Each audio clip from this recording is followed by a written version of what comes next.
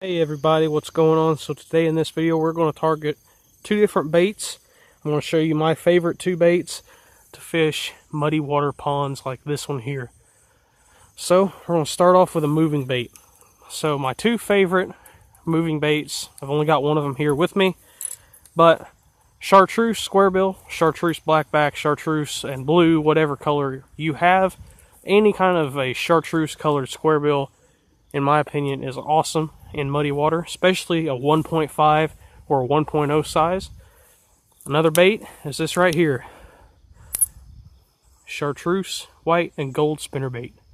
This is a War Eagle finesse spinnerbait. I actually just bought this thing about maybe 2 hours ago at Walmart. It was $1.50. It was $1.50 for a $6, actually $7, because it was $6.98 original price. So I paid $1.50 for a $7 spinnerbait, so I'm pretty happy with that. Something with a big blade, such as this Indiana blade, is awesome with muddy water.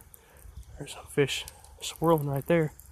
Don't know if they're bass or not, but we'll find out right here.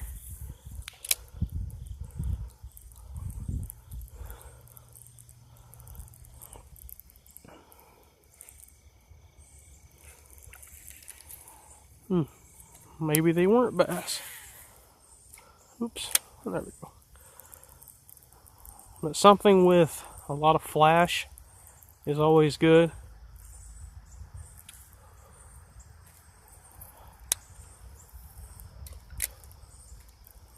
Something I don't have on this spinnerbait that I normally would be throwing is a trailer hook. Ooh, there's a fish right here.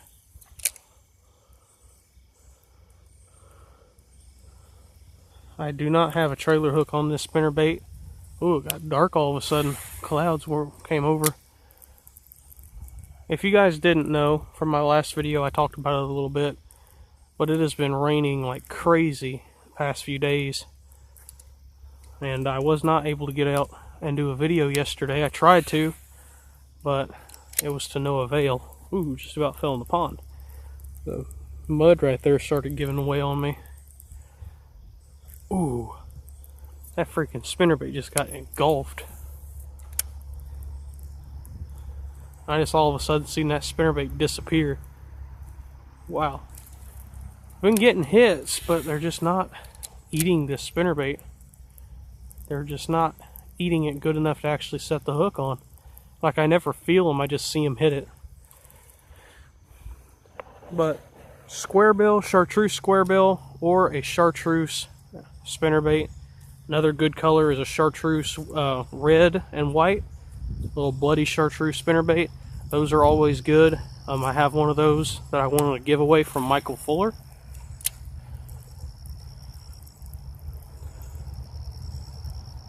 I've used that and I've caught fish on it.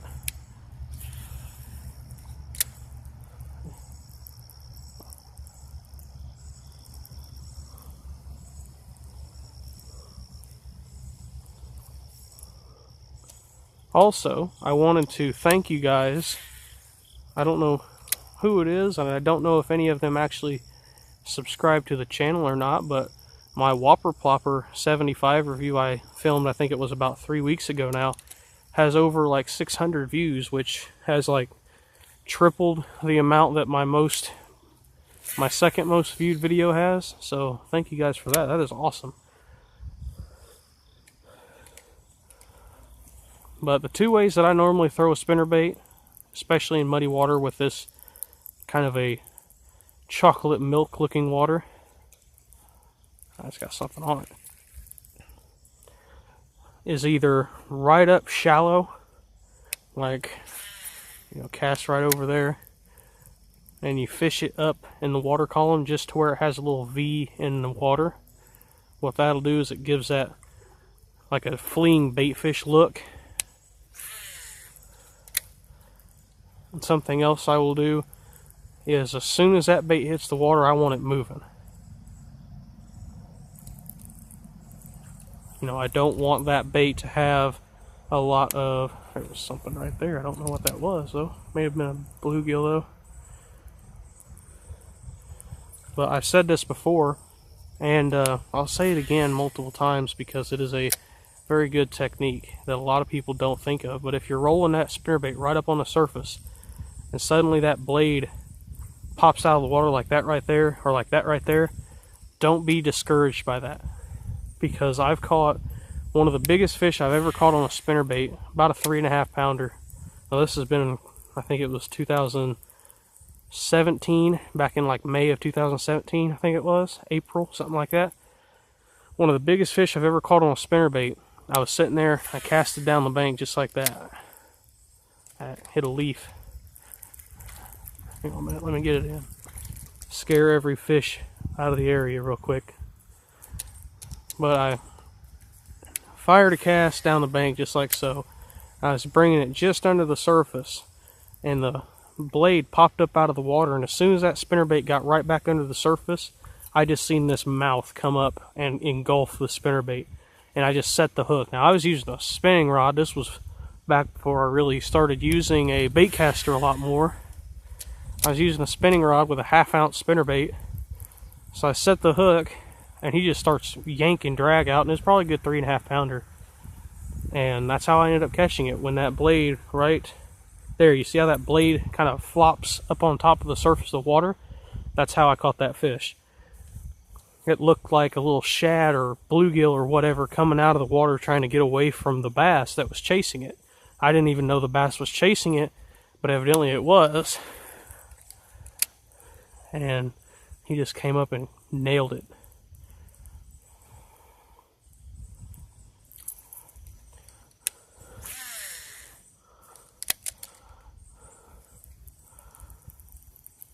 I talked about that also in my spinnerbait in-depth episode. If you guys haven't watched that, make sure you do.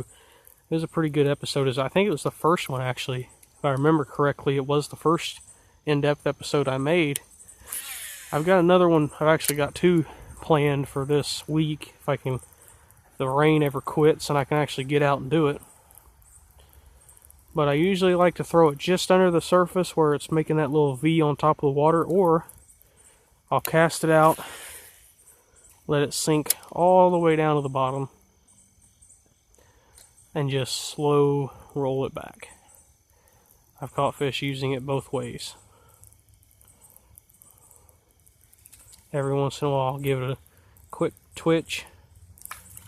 It'll kind of make it look like a fleeing bluegill or fleeing shad or whatever you're trying to imitate.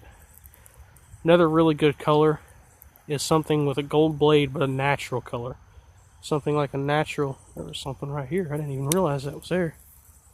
Something with a really natural color to it. One of my personal favorites is the Strike King Hack Attack Natural Brim Colored spinnerbait.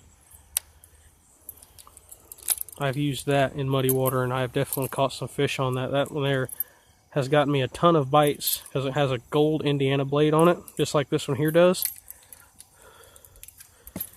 It definitely works well. Go ahead and we'll switch over to my slow moving bait.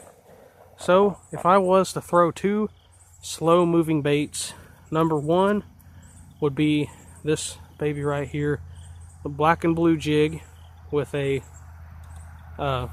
jungle hog, black and blue jungle hog trailer. And I will most of the time, if I'm throwing something other than a jig, it's a Texas rig with some sort of a black and blue type creature on it. Can't really effectively flip grass with this jig because of it. The head design gets caught on the grass really easily.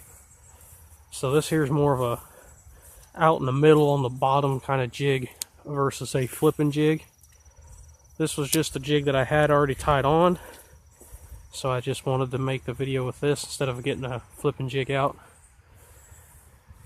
The 2 colors I normally stick to in fishing muddy water like this with a jig or a Texas rig is black and blue or green pumpkin. Now, what I mean by that is not a, all black and blue and all green pumpkin jig, like a green pumpkin jig with a trailer that's green pumpkin also. Most of the time, I'll switch it up between the 2.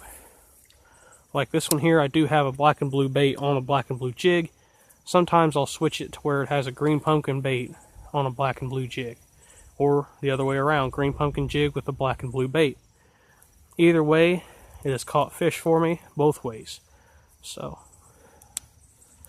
you can experiment, you can try it out for yourself. If you are out there and you're throwing a black and blue bait on a green pumpkin jig and you don't catch anything, but you switch it back around, throw a green pumpkin jig on a black and blue bait, or whatever I was saying a second ago, I don't remember now.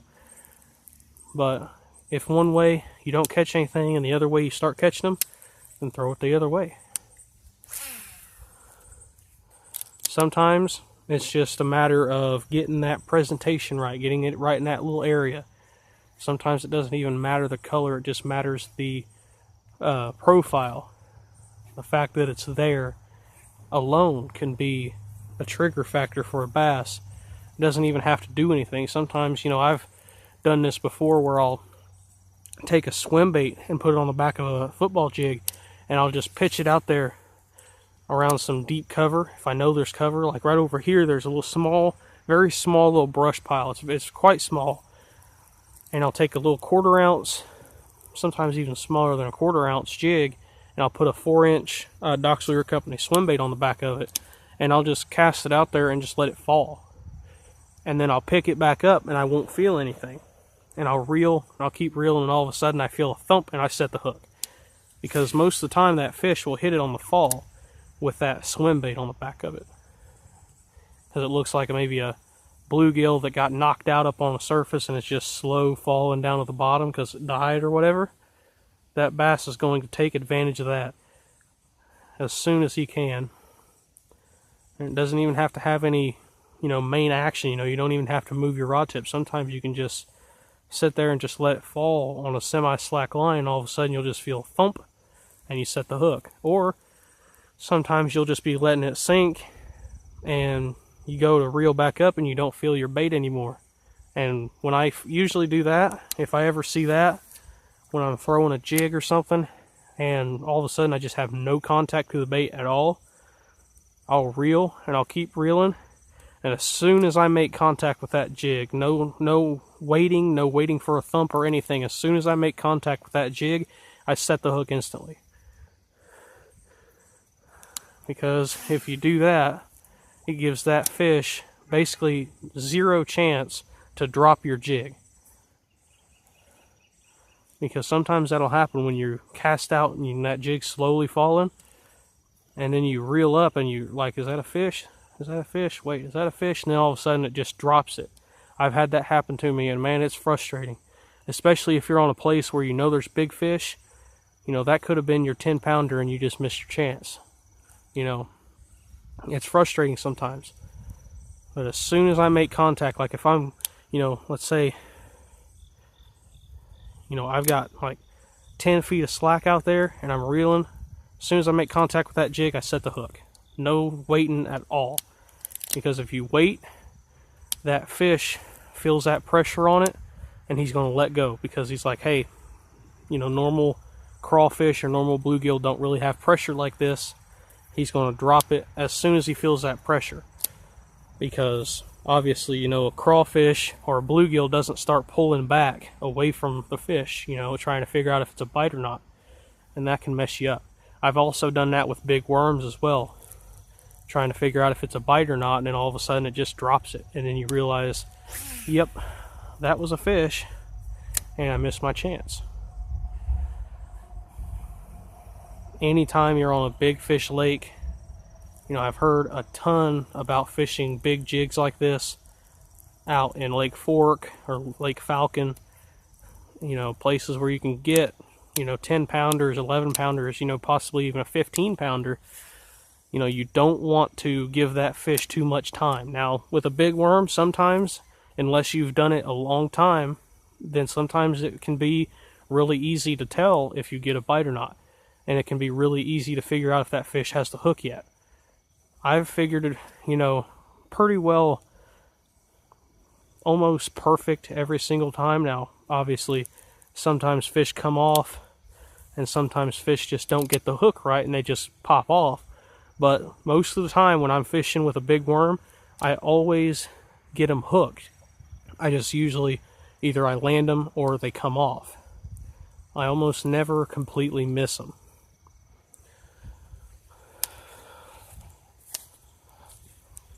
So there's a good tip right there. If you're letting that jig free fall, especially if you're in deep brush piles, you know, 20-foot deep brush piles, and you're just letting that jig just fall real slow, and all of a sudden you just feel no pressure at all where that jig was. You just reel, you keep reeling, and as soon as you make contact with that jig, you set the hook, because that can be your chance to get a big one really quick. So I hope you guys like this video. If you do, make sure you like, comment, and subscribe if you haven't already. If you want me to make some more of these videos, then let me know. If you want me to make a video talking about certain baits in an in-depth episode, let me know. And because I'm looking for topics, I've got one topic already. I'm going to try to make it this week. I'm looking for a second. If you guys want me to make another in-depth episode, let me know. Thanks for watching. Bye.